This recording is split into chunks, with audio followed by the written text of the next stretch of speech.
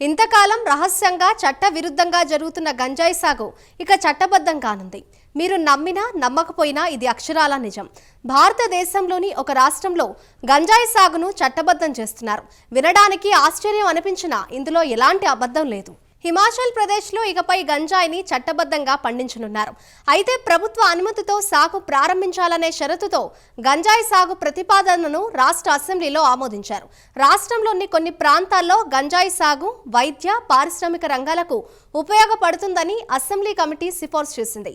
ఈ కమిటీ కూడా ఇదే తరహా నివేదికను సమర్పించింది. అనంతరం అసెంబ్లీలో తీర్మానం చేశారు.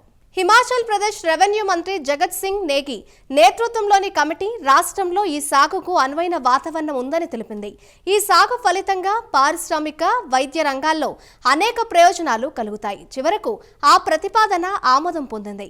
గంజాయి సాగుకు చాలా తక్కువ నీరు అవసరమని కమిటీ తన నివేదికలో పేర్కొంది. అంతేకాకుండా వీటికి పెద్దగా సంరక్షణ అవసరం లేదని, అలాగే వైద్య రంగంలో వీటికి అధిక ప్రాధాన్యత ఉందని కమిటీ అభిప్రాయపడింది.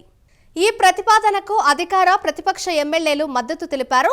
గంజాయి మొక్కను వైద్య పారిశ్రామిక రంగాల్లో ఉపయోగిస్తారని జగత్ సింగ్ తెలిపారు.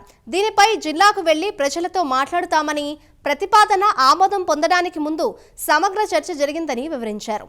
జమ్మూ కాశ్మీర్, ఉత్తరాఖండ్, మధ్యప్రదేశ్ విజయవంతమైన నమూనాలపై చర్చించి నిర్ణయం తీసుకున్నారు.